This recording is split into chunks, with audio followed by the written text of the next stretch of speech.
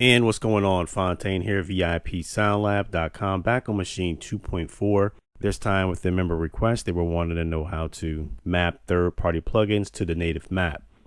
Okay, now for those who don't understand what the native map is, it's basically the native map. It extends over now into the third-party instruments, meaning that plugin manufacturers can design mappings that will suit the instrument specifically, which is basically your mappings that show up on your hardware controller, as well as, for example, let's say the complete control controller.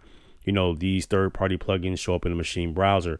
For example, third-party developers for Contact, it will show up under the Contact icon in the Maschine browser, thus giving you deeper integration. I mean, a lot of times a producer like me, when you want more control, the NKS format is a godsend. So with that being said, we're going to take a look at getting some of these parameters mapped and saving some NKS presets, because basically that's what happens when you save, certain files. For example, if you save an NKI instrument, you can map your native map, save the preset as an NKI, then you can tag it as what's called the NKS, so that way you can browse your tags and your filters. So that's pretty much how it works.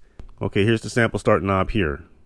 When I turn this knob here, notice how inside Contact it's moving at the same time. So there's a sample start, the hold. When you want to adjust your samples, the decay, tuning your samples, things of that nature. Let me get that on there. Okay, and you see right here where it says 1 through 16, that's how you can go through your pages. You have pages by using this left and right button here. So now I can navigate through the pages, and that follows through on the software, as you can see there. Okay, give you guys a look at that. Even buttons, for example, where it says ext out, if I roll that knob, you see how the ext out came up. So then that way, when you want to assign your outputs, for example, you can go over and do that.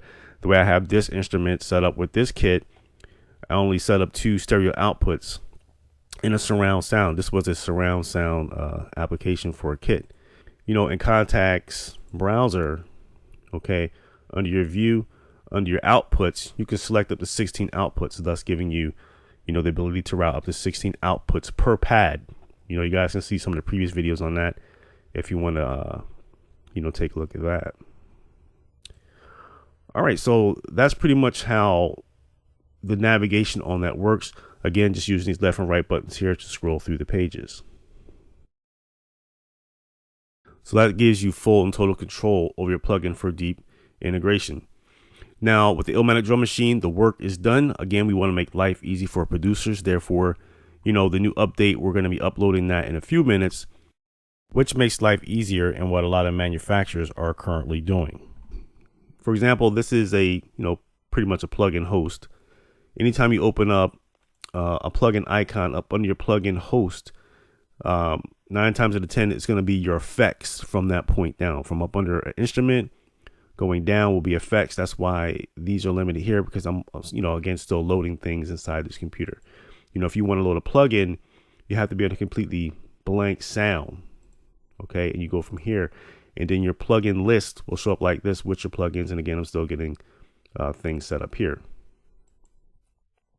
Okay, so let's go back to the first sound. And I'm also going to show you how to set up your effects. Okay, here's the user icon. Above the user icon, we have what's called your effects. You have creative effects, studio effects, and a lot of times effects are labeled in no categories. The plugin artwork for this we have loaded up on the website right now. So if you want to get some templates, for example, I made some for Waves, Slate Digital, Catewalk. I haven't made any for World Off yet. I'll do that next. Isotope, things of that nature. You guys can get in there and, just make your GUI look a little more attractive. So, for example, let's say if I was doing, I'm gonna go ahead and close this window down. Give me 1 sec here. Let's go ahead and put Contact over there. Let's say, for example, I was doing a creative effect, let's say with Waves, for example. And I'm going to grab one. let's say if I was doing something, I don't know, let's say Kramer tape. You notice how the manufacturer, a lot of times by Native Instruments extending the native map, previously, remember in the previous updates, 9 times out of 10, your your plugin mappings will show up automatically as it's doing, for this plugin here, for example. So that's great. Can't really be mad about that. But what happens is, okay, back under creative effects here, I wish I could lock this screen in. But anyway, let's say if I was over here and I made an adjustment, or a setting or whatever the case may be, that's where your NKS comes into play. Anytime that you're making an adjustment on a plugin, for example, that's where your NKS format comes into play. So when you go down here, when you press save as, okay, for example, Kramer tape, I don't know, and then I put VIP or something, to that effect or whatever the case may be. Okay, so the path here, your presets get saved inside your Native Instruments user content unless you specifically clicked on that little guy there and you want to load it, somewhere else. That would be completely up to you.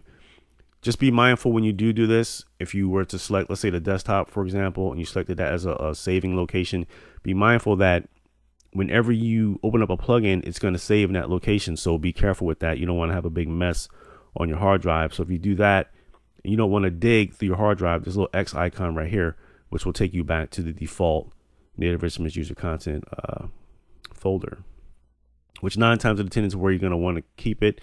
So when you want to clean up your libraries and things of that nature. So let's say I press save here. Okay, and the creative effect will now show up over here. Okay, so that's pretty much how that works in a nutshell. As far as, what happens is when you save your presets, they kind of show up over here and this little wave icon will appear. Okay. Sometimes you might have to refresh the library sometimes for things to show up. For example, I had to press on instrument here, then go back to effects. By refreshing that, now the Kramer, this is labeled here Kramer stereo. So if it doesn't show up in real time, just give it a little click over here under instrument, then come back to your effects, and 9 times out of 10 it will show up over there. So that's pretty much how that works. All right, let's go back to contact. Now I'm going to show you how to map. All right, so for example, again, there's going to be third-party, manufacturers and plugins and developers, and they will more than likely hit you up how we did, saying that we're going to update the instruments, and ours are done now. But it just goes to show how Native Instruments is, making Maschine better for us down in in the long run for that deeper integration, as I showed a minute ago on the cam. So to make the pages relevant, you tune them to what suits you. Now I mapped everything on here, but there might be a producer where they say, hey, look, I never messed with this EQ. I might not never mess with this stereo sample width.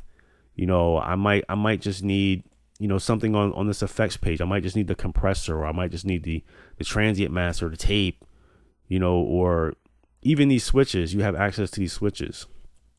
I even have those on there. So let's see if I can find that switch. Let's see. Power switch. Wait, no, that's the other one.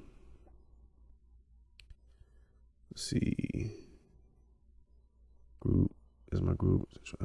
Sample low drive. Stereo width.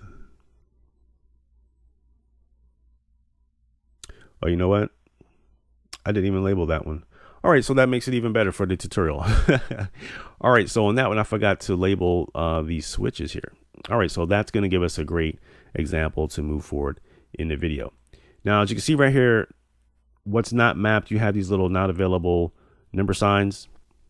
Okay, this is basically for automation reasons, because you're going to want to 9 times out of 10, if you're doing certain things like over here, like for your compressors and things of that nature, you might want to, let's say if I go down here, I want to add a modulator, contact 5, the relevant pages show up like this.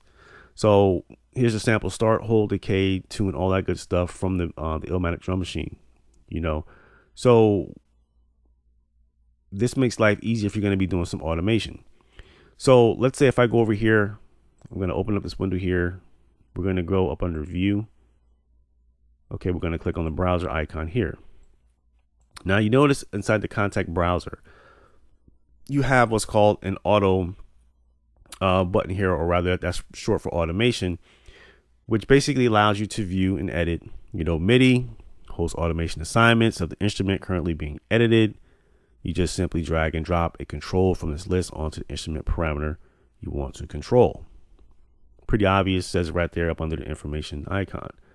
So, things like this is always right up, up under your nose, so take advantage of that. And there are some of the mappings such as sample start, hold, decay, tune, and the list goes on and on and on and on. So let's say, okay, here's a blank switch. Let's grab a blank page right quick. Let's go to page 3. We'll continue on. We want to make this nice and neat. All right, let's put this guy right here for right now. Here is one that's not assigned, number 19. So let's say if I take this one and I'm going to drag this over to the EQ power switch here. Okay, so now when I hit this, or rather turn the knob on my machine controller, by turning that knob, you see that switch over there? That switch is now being controlled. See, just by moving this knob like this here. So I take that knob, then I can grab another knob here, and I can grab another knob here. All right, so now that's being integrated. So therefore, that just makes life really easy. You see the transient and the tape master. You see the tubes going on and off. See the tube went off, the tube went on. If I turn on the compressor light comes on, off. Same with the EQ. All right, so now we got those mapped. And then from that point, it's just preference. By the time you guys get this will, be updated. It's a simple upload. And then you can continue on from this page here. I probably would skip these 2 knobs because I would like to make it more neat. So I would go to page 4 more than likely. And then on page 4, what I would do is I would assign, these guys like this here. Okay, then moving right along, we'll grab these. So you see how simple that is. You just basically just browsing through some things like this here. And we're just getting that set up. Because I know for the Illmatic drum machine, we had to update our NKC in NKR files to make these pages show up to do more things to them. That's from the developer side of things. Okay, so now all that will automate as I'm doing here. Again, just turning these from the hardware controller. You see the little knobs over there moving. So that's working inside Maschine. All right, so you can get in there and just give it a deeper integration. Then from that point, you would just basically close out your browser. Okay, and once you have everything set up the way that you want it to be set up, you would come over here and then save your bank. Save it as, and just save it in there. Again, it's an NKI instrument. Maybe you might want to label it as you can come here and label it NKS preset, or whatever the case you want to do, NKS format or things of that nature, and just per se. But you don't have to. You can just overwrite the existing files if you want to. Okay, so keep in mind that that's not just for Maschine. I mean, when you're in other DAW environments like Ableton Live, Persona Studio One, Cubase, Logic, Logic has it. So I forget what it's called, but it has like a little menu here where you can browse through it almost like presets. Like it'd be like this, and it'd be like almost like presets like this here. Things of that nature. So that just makes life easier. So I hope that helped you out. It's your boy Fontaine, VIPSoundLab.com. Be sure to come by www.VIPSoundLab.com for free Maschine tutorials with no monthly fees. Again, I repeat, no monthly fees. We give away free controller editor templates, session files, things of that nature to make life easier for you and your native instruments machine. We create expansions. We hire a lot of software developers, sound designers to bring you guys some really amazing content to make your life easier as a producer. All right, guys. So if there's anything I'm leaving out here, if you have any questions or concerns, be sure to hit me up. I'll be more than glad to help you with anything that you may need. And I also do one-on-one support to give you basically whatever it is that you need if you're having problems in certain areas. So I guess that's pretty much it. In conclusion, we went over saving your presets in an NKS format so you can recall your plugins a lot easier. Again, on your machine controller, you can press shift browse, and you can load plugins by your vendor name, such as internal, or whether whatever the vendor's name is. You can scroll through your instrument types, your effects, and things of that nature. Again, I would like to see some of these screens synced up a little bit better with Maschine.